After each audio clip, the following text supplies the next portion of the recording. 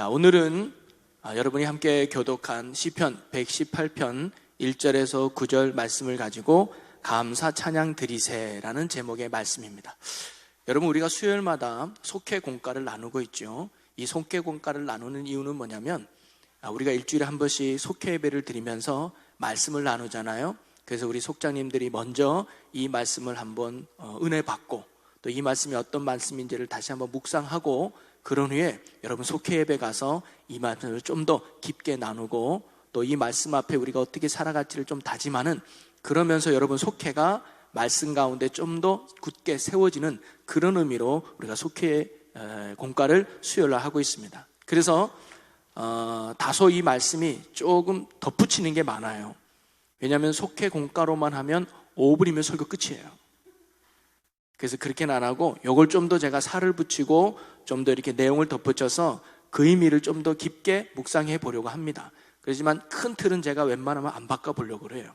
물론 어떤 데는 이 대지를 좀 바꾸고 싶은 마음도 있지만 여러분이 좀 더 일관성 있게 나누기를 원해서 대지는 크게 바꾸지 않고 그 대지를 가지고 우리 의미를 좀 더 되새겨보는 그런 말씀을 나누려고 합니다.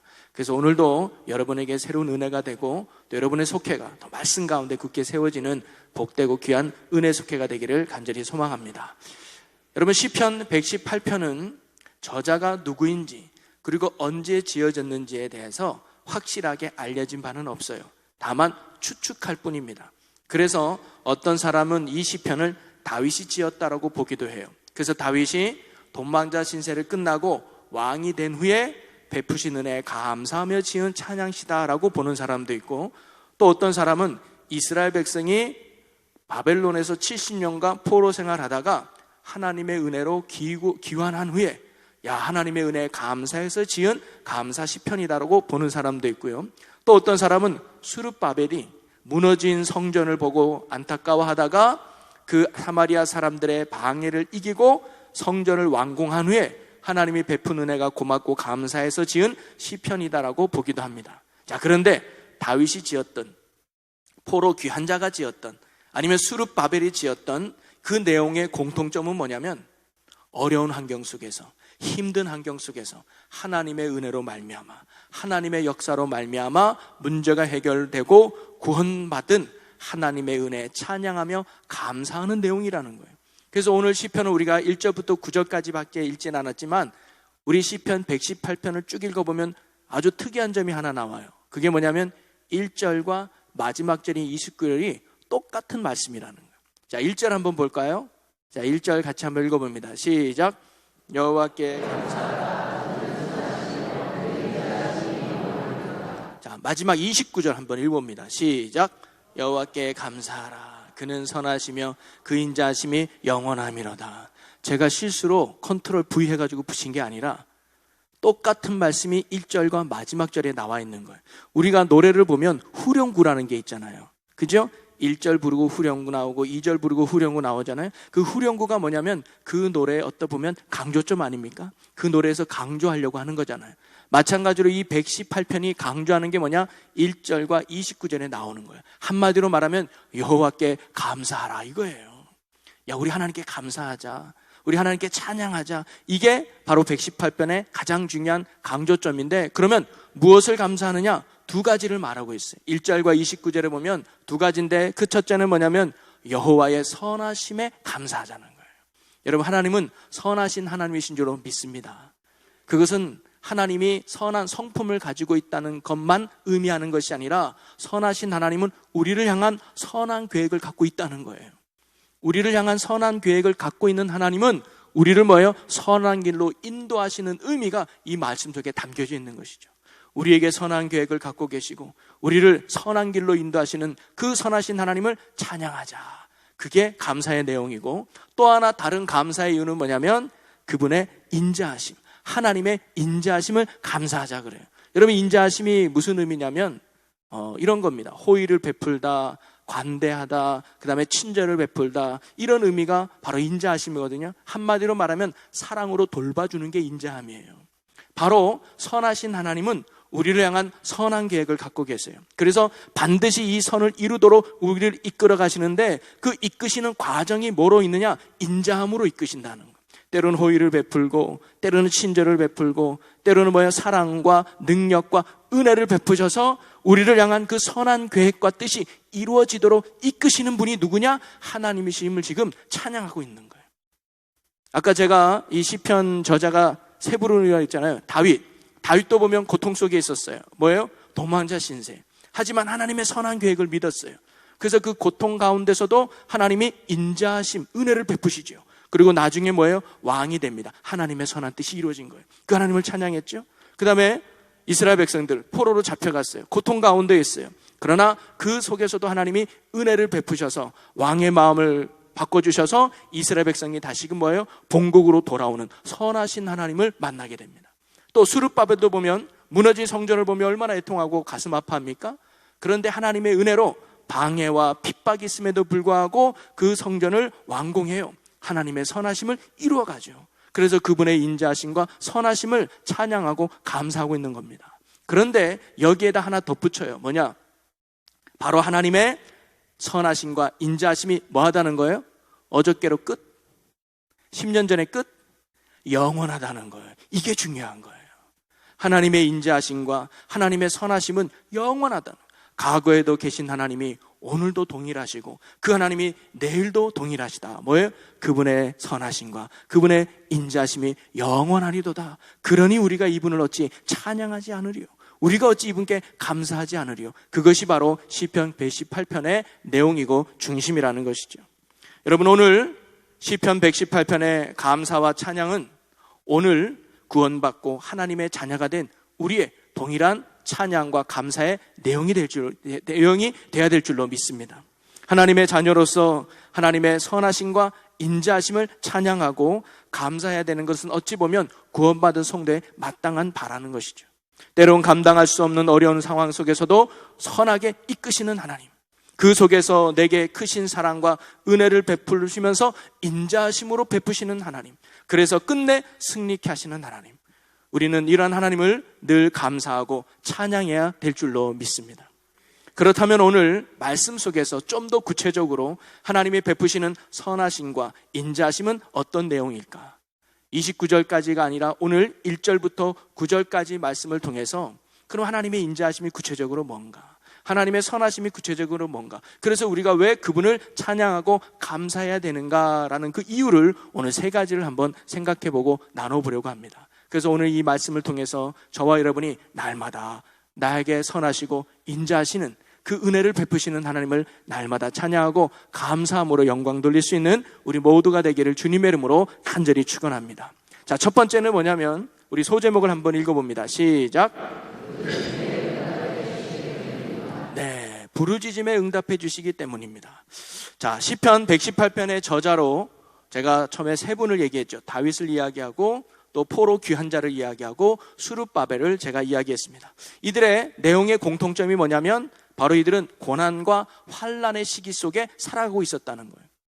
우리가 알다시피 다윗은 사울 왕에게 피해서 도망자 신세로 10년간 살았고, 이스라엘 백성은 바벨론에 의해서 나라가 멸망당하고 그걸로 끝나지 않고 바벨론에 붙잡혀 가서 포로 생활을 70년 동안 지내게 됩니다. 그리고 수르바벨은 하나님의 은혜로 성전을 지으려고 왔지만 사마리아 사람들의 방해와 공격으로 힘든 나라를 수르바벨이 보내고 있었단 말이죠. 자, 어떻게 보면 이들이 놓여있는 어려움, 이들이 놓여있는 어떤 상황들, 환경들은 보면 다윗 스스로 또는 이스라엘 백성들이 스스로 또는 수르바벨 스스로 해결하고 승리할 수 있는 환경이 아니었다는 거예요. 내가 아무리 힘써도 내 힘으로는 해결할 수 없는 환경, 내 힘으로는 감당할 수 없는 어려움이 내가 처한 환경과 상황이었단 말이죠. 자, 그런데 이들이 이러한 불리하고 어려운 환경 속에서 손만 놓고 포기한 것이 아니라 바로 내가 해결할 수 없는 어려운 환경 속에 있을 때, 힘든 상황 속에 놓여 있을 때 이들은 뭐 했느냐? 하나님께 부르짖었다는 거예요. 하나님, 내가 해결할 수 없습니다. 하나님, 내가 감당할 수 없습니다. 하나님, 내가 도저히 이 어려움 이겨낼 수 없습니다. 하나님께 뭐예요? 도와달라고 부르짖고 기도했다는 거죠. 그리고는 하나님이 뭐예요? 이 부르짖음에 응답하셨다는 거예요. 5절 말씀을 한번 같이 읽어볼까요? 5절 시작. 내가 고통 중에 여호와께 부르짖었더니 여호와께서 응답하시고 나를 넓은 곳에 세우셨도다. 아멘. 바로 시인의 부르짖음에 하나님은 은혜로 응답하시고 영적 정쟁에서 승리케 하셨다는 거죠. 다윗은 돈만자 생세에서 벗어나 왕이 되게 하셨고, 이스라엘 백성은 포로 생활을 끝나고 귀환하게 하셨고, 수르바벨은 그 힘든 성전의 무너짐을 이제는 다시금 완성하고 재건하게 되는 것이죠. 이처럼 불가능한 환경 속에서도 하나님의 구원과 도우심을 간구하고 기도할 때 우리 하나님은 응답해 주시는 하나님이시라는 것. 그러기에 그분께 감사하고 그분께 찬양하는 것은 마땅한 바임을 오늘 시편 기자는 고백하고 있는 것입니다. 여러분, 우리가 하나님을 찬양하고 우리가 하나님께 감사해야 될 이유, 첫 번째 뭐예요? 나의 부르짖음에 응답하시는 하나님이시기 때문입니다. 여러분, 오늘도 우리는 어려움이 생기면, 문제가 생기면 항상 하나님께 나와 기도하죠. 여러분, 그런데 기도하는 것보다 중요한 건 응답받는 건 줄로 믿습니다. 그런데 응답받는 것보다 더 중요한 건 뭐냐면 응답에 감사하는 자가 돼야 된다는 거예요. 때로 우리는 기도할 때는 절박하게, 또 응답하신 후에는 하나님의 그 은혜를 쉽게 잊어버리는 경우가 많다는 거예요. 이는 삶에서 감사와 찬양이 사라지는 이유이기도 합니다. 절박한 상황에서 기도했을 때 작은 응답이라도 받았다면 우리는 뭐예요? 감사와 찬양으로 나아가야 된다는 거예요. 우리의 기도에 반응하시고 응답하시고 도우시는 하나님을 항상 감사하고 찬양하는 게 믿음이요, 그 모습을 하나님이 기뻐 받으시는 줄로 믿습니다.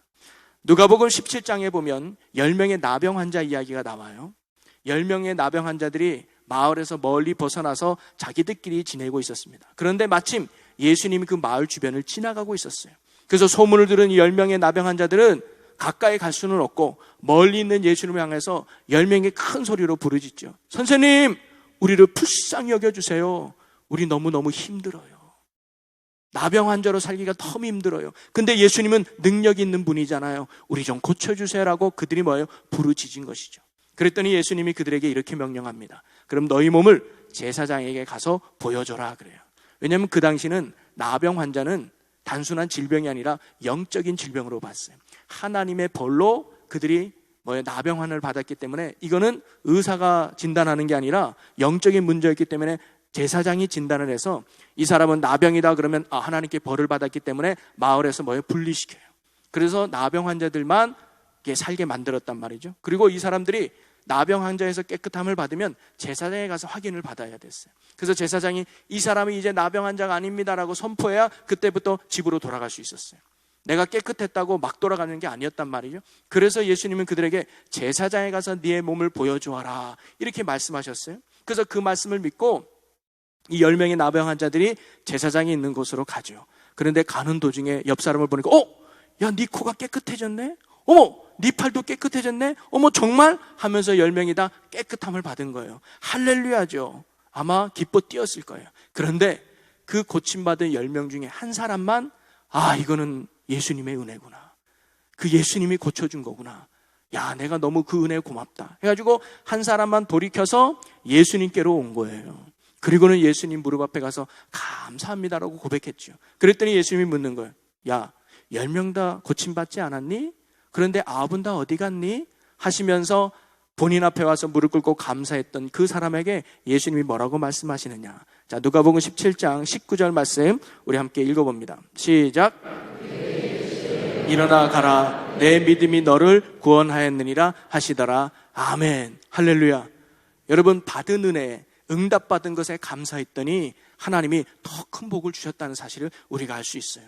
여러분, 단순히 육신의 병을 고치는 것보다 영혼이 구원받는 것이 훨씬 더 놀라운 축복인 줄로 믿습니다. 바로 이 사람은 받은 응답에 감사했더니 하나님이 뭐예요? 더 큰 응답을 주셨다는 것이죠. 여러분, 저도 목회를 하지만 목회하다 보면 목사님 기도해 주세요라고 기도 부탁하는 분들이 많아요. 그런데 기도 부탁하는 분은 많은데 목사님 찾아뵈요. 기도 응답 받았어요.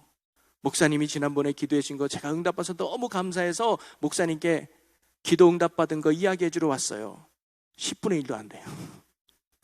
물론 아직도 기도 응답을 기다리고 있는 분도 계실 거예요. 아직 응답받지 않았기 때문에 내가 목사님 앞에 응답 받으면 얘기해야지 하지만 응답은 받았음에도 불구하고 이것을 응답인지 모르고 살아가는 성도도 의외로 많습니다. 당연히 여기고 감사하지 못하고 하나님께 더 나아가지 못하는 우리의 연약함이 우리 성도들에게도 혹시 있을지도 모른다는 거죠. 여러분, 지금 내가 건강하게 사는 것, 지금 내가 아무 문제 없는 것, 지금 내가 어려움 없이 잘 지내는 것, 여러분 기도 응답일 수 있다는 거예요. 여러분 늘 범사에 감사하다고 고백하고, 또 어떤 분은 우리 가족 건강하게 해주세요, 우리 자녀 잘 자라게 해주세요. 여러분 그럼 매일매일 감사해야 되죠. 그죠? 어떻게 보면 내가 지금 이만큼 누리는 것 기도 응답인 줄로 믿으시기를 바랍니다. 그러기에 은혜인 줄 알고 날마다 하나님을 찬양하고 날마다 하나님께 감사해요. 그래서 우리는 범사에 감사할 수밖에 없는 것이죠. 성경의 범사에 감사하라, 이건 어찌 보면 구원받은 성도의 마땅한 은혜의 고백인 줄로 믿습니다. 오늘 저와 여러분이 왜 하나님께 감사해야 돼요? 부르짖음에 응답하시는 신실하신 하나님이시기 때문이에요. 언제나 우리가 응답하신 하나님께 감사로 찬양 올려드릴 수 있는 우리 모두가 되기를 주님의 이름으로 간절히 축원합니다. 그래서 저는 그리스도인에게는 두 가지가 있다고 봐요. 아니, 없다고 봐요. 하나는 뭐냐면 제가 몇 번 얘기했지만 우연이란 없습니다. 하나님의 자녀가 된 우리는 하나님의 섭리와 계획과 뜻 안에 우리의 인생이 맡겨진 줄로 믿습니다. 그러기에 오늘 우리가 만나는 한 사람 한 사람이 소중한 이유가 거기 있는 거예요.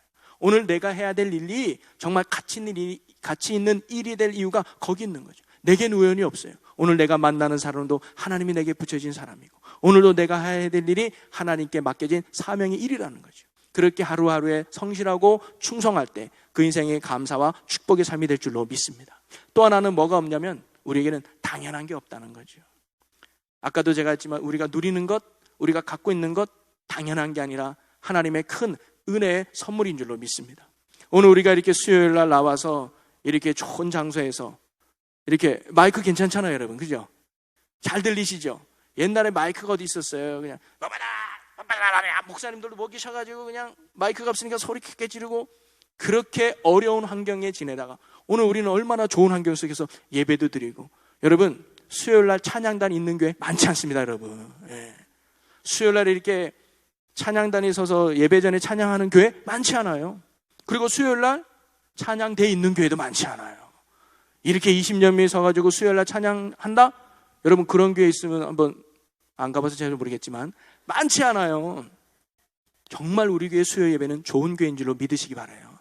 근데 그런 은혜가 당연한 거예요? 아니에요. 호산나 찬양 당연한 거야?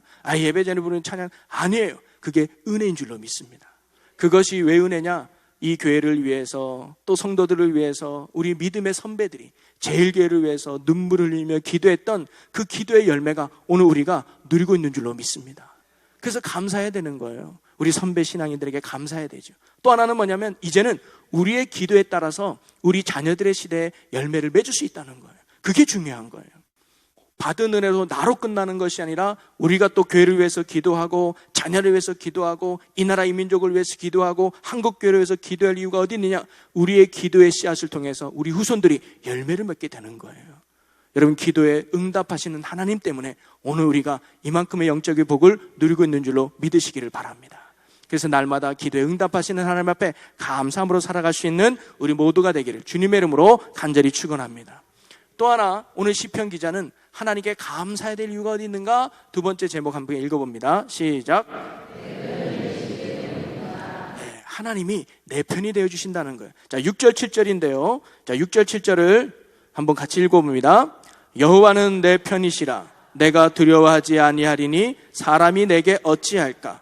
여호와께서 내 편이 되사 나를 돕는 자들 중에 계시니 그러므로 나를 미워하는 자들에게 보응하시는 것을 내가 보리로다. 아멘. 여러분 사람들은요 살아가면서 내 옆에 누가 있느냐에 따라서 사람의 자세와 태도는 많이 달라지죠. 어떤 사람은 내 옆에 있으면 막 든든하게 되고 없던 용기도 막 생기는 사람도 있을 거예요. 근데 어떤 사람은 내 옆에 오면 괜히 불안하고 초조하고 힘든 사람도 있을 거예요. 제가 중학교 때 학교 끝나고 이제 제 친구들 나눠가지고 축구 시합을 할 때가 있었습니다. 그런데 축구 시합 하기 전에 항상 뭔가 이렇게 다툼이 있을 때가 있어요. 뭐냐면 한 친구가 있는데 그 친구를 서로 자기 편 데려오려고. 그래서 그 하루 전부터 이렇게 설득하는 친구예요. 너 내일 우리 축구 시합할 때 너 우리 편 들어와. 내가 떡볶이 사줄게. 해가지고 그 친구를 자기 편으로 막 데려오려고 해요. 이렇게 해서 안 되면 나중에는 뭐냐면 가위바위보 해가지고 10명 해가지고 5명이 이기면 이 친구 데려가게. 왜 이 친구를 그렇게 데려가려고 그러냐? 이 친구가요, 초등학교 때 축구 선수였어요. 그래서 이 친구만 가면 몇 골 넣는 거는 기본이야. 그래서 이 친구만 가면 이길 확률이 거의 70-80%야. 그래서 어떤 방법을 써도 이 친구를 데려가려고 했던 것이죠. 여러분, 이것은 단순히 축구 경기에만 한정된 건 아닐 거예요. 우리 인생도 마찬가지 아니겠어요? 누가 내 편이 되어주는가, 누가 나와 함께하는에 따라서 우리의 인생은 정말 달라질 줄로 믿습니다. 오늘 시편 기자는 그걸 말하는 거예요. 바로 하나님께 감사해야 될 이유가 어디 있는가? 그것은 바로 하나님이 언제나 내 편이 되어주시기 때문에 감사하다는 거예요. 그래서 그는 어떤 힘들고 어려운 상황이 있다 할지라도 하나님이 내 편 되어주시기 때문에 자신은 뭐예요? 두려워하지 않는다는 거예요. 오늘 말씀에도 그러죠. 6절에 여호와는 내 편이시라 내가 두려워하지 아니하리니 사람이 내게 어찌하랴.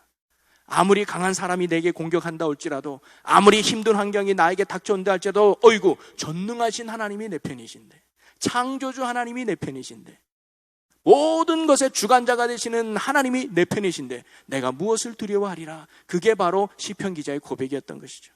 여러분, 우리가 하나님이 내 편 되심을 우리가 정말 믿는다면 사람이나 나를 미워하는 사람이나 또는 어려운 환경을 우리는 두려워하지 말아야 될 줄로 믿습니다. 다윗도요, 내가 사망의 음침한 골짜기를 다닐지라도 내가 해를 두려워하지 않을 것은 주께서 나와 함께 하심이라. 항상 하나님이 내 편 되어 주시기에 나는 두려워하지 않는다. 이스라엘 백성들도 비록 포로 생활 70년 동안 있다 할지라도 그들은 하나님이 내 편 되심을 잊지 않았습니다. 그래서 포로 생활 동안에 나왔던 이야기가 뭐예요? 다니엘의 이야기하고 에스라의 이야기하고 에스더의 이야기. 죽으면 죽으리라. 그래서 뭐예요? 야, 우리가 이렇게 포로로 잡혀온 건 하나님을 잊어버렸기 때문이야. 이제 우리 민족은 하나님을 붙들고 살아가자. 그래서 70년 동안 뭐예요? 내 편 되신 하나님을 굳게 붙들고 살았단 말이죠. 여러분, 스룹바벨도 마찬가지입니다. 사마리아 사람들의 방해와 핍박과 공격 속에서도 하나님이 내 편 되어주시니 우리 두려워하지 말고 당당하게 우리 성전을 재건하자. 그래서 승리하고 나중에 하나님이 원하는 기뻐하는 성전을 완공할 수 있었던 것이죠. 다윗 편에 서셨던 하나님, 스룹바벨 편에 서셨던 하나님, 이스라엘 편에 서셨던 하나님이 오늘 저와 여러분의 편이 되어주시는 줄로 믿으시기를 바라요. 왜냐? 저와 여러분이 하나님의 거룩한 자녀로 거듭났기 때문이죠. 그러기에 하나님을 아버지로 믿는 자녀들은 문제나 위기 앞에서 더 이상 두려워할 이유와 두려워할 필요가 없습니다. 가만히 서서 하나님께서 우리에게 어떻게 역사하시는지를 우리는 바라보기만 하면 되는 줄로 믿습니다. 이때 우리가 할 일은 뭐냐면 감사와 찬양이에요. 문제 앞에 어떻게 하지 벌벌 떨 것이 아니라, 그래, 하나님이 나와 함께 계시지. 능력의 하나님이, 권능의 하나님이 지금 내 편 되어 주시지. 하나님 감사해요 라고 찬양할 때 우리가 해야 될 건 그것뿐이라는 것이죠. 바울과 실라가 억울하게 감옥에 갔었을 때 그들은 아이고 원통하네 애통하니 하나님 어떻게 하면 좋아요 라고 원망하고 불평한 것이 아니라 그들은 하나님을 찬양했습니다. 지금도 내 편 되시는 하나님을 찬양합니다. 지금도 함께 계신 하나님을 찬양합니다. 이 어려움에서 구원하시고 이 어려움에서 이겨내신 하나님을 찬양합니다라고 그들은 뭐예요? 감사 찬양을 올려드렸어요. 그랬더니 옥문이 열리고 놀라운 기적이 일어난 걸 우리는 잘 알고 있죠.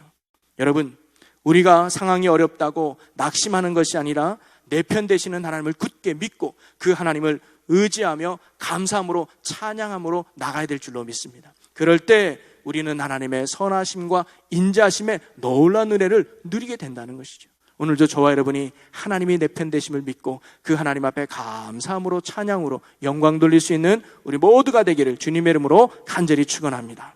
자, 세 번째, 시편 기자가 고백하는 하나님께 감사해야 될 이유가 뭐냐? 자, 세 번째 제목 읽어봅니다. 시작. 네, 하나님께 감사할 이유가 뭐냐면 그분이 나의 피난처가 되시기 때문이다. 자, 시인은요, 어려운 상황에서 사람을 신뢰하는 것보다 하나님께 피하는 것이 승리의 비결임을 고백하고 있어요. 자, 8절 9절인데 한번 읽어보겠습니다. 8절 9절. 여호와께 피함이 사람을 신뢰함보다 나으며 여호와께 피함이 방백들을 신뢰함보다 낫도다. 아멘. 여러분, 세상 사람들은요, 이 세상을 살아가려고, 이 세상을 잘 살아가려고 나름대로 백그라운드를 얻으려고 하죠.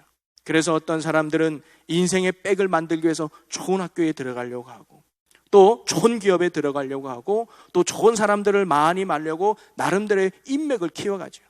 어떻게든 높은 자리에 올라가고 싶어하고 어떻게든 높은 자리에 있는 사람과 좋은 관계를 맺으려고 노력하고 있습니다. 왜냐하면 그 자리가 또는 그 자리에 있는 사람이 나를 어려움에서 보호해 줄 줄 알고 나를 그 어려움에서 도와줄 줄 아는 그런 기대감에 세상의 백그라운드를 많이 만들고 있죠. 그러나 오늘 성경 말씀 우리에게 분명하게 말씀합니다. 사람을 의지하는 것보다, 사람을 신뢰하는 것보다 하나님께 피함이 복이라고 분명히 말씀해 주고 있죠. 여러분, 사람에게 부탁하는 것은 한계가 있습니다. 그리고 안전하지도 못하는 것이죠. 그렇기에 난관을 깨끗이 해결하자고 한다면 우리는 먼저 사람을 의지하려고 하는 영적 교만함을 내려놔야 합니다.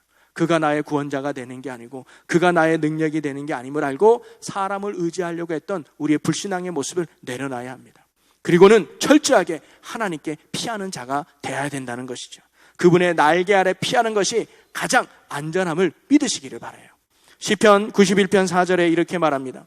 저가 너를 그 깃으로 덮으시리니 내가 그 날개 아래 피하리로다. 그의 진실함은 방패와 손 방패가 되나니. 할렐루야.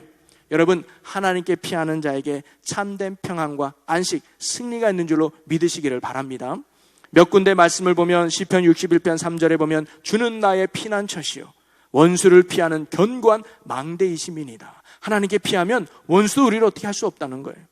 또 다시 시편 91편 2절에 보면 나는 여호와를 향하여 말하기를 그는 나의 피난처시요 나의 요새시요 내가 의뢰하는 하나님이라 하리니. 아멘.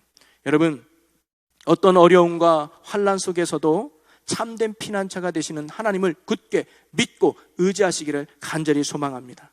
하나님 품 안에 안기는 여러분이 되시기를 바랍니다. 그러면 선하시고 인자하신 하나님의 놀라운 사랑과 은혜의 손길이 여러분을 꼭 안으시고 어떤 악으로부터 지켜주시고 어떤 나쁨으로부터 우리를 보호하셔 승리의 길로 우리 하나님께서 반드시 인도해 주실 줄로 믿습니다. 사랑하는 성도 여러분, 오늘 말씀을 한번 정리해보면 제목은 감사 찬양 드리세. 우리가 하나님께 찬양하지 못하는 이유는 그분의 감사를 잊어버렸기 때문이죠. 감사를 아는 사람이 하나님을 찬양하게 될 것입니다. 여러분, 예배는 다른 게 아니라 하나님을 찬양하는 거예요. 여러분, 찬양은 쉽게 말하면 하나님을 자랑하는 거예요.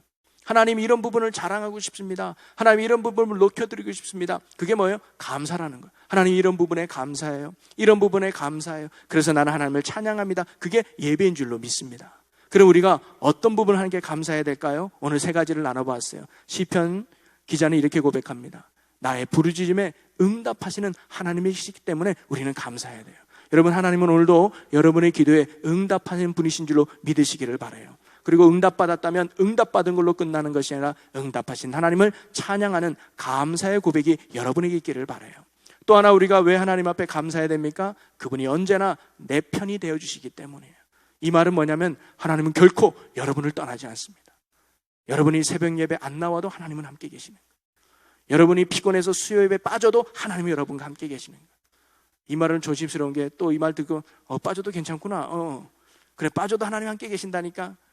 이렇게 오해하지 마시고 내가 비록 연약해도 내가 비록 부족해도 하나님은 언제나 여러분 편에 계심을 결코 잊지 마시기를 바라요. 그래서 하나님의 여러분을 승리의 길로 인도하실 줄로 믿습니다. 그리고 하나님이 뭐예요? 나의 진정한 피난처가 되어주신다는 거예요. 여러분은 어떤 악한 존재들이 여러분을 괴롭혀도 걱정하지 마십시오. 하나님께 피하면 감당하게 될 줄로 믿습니다. 하나님만이 능력이 되셔서 여러분을 어떤 악으로부터 지켜주신, 그래서 독수리가 깃털로 자기 새끼들을 안듯이 하나님이 여러분을 언제나 보호하시고 지켜주심을 굳게 믿으시기를 바라요. 그럼 이렇게 살아가는 우리가 해야 될 것은 뭐예요? 그분의 인자하심과 선하심을 늘 찬양하고 감사하는 거예요.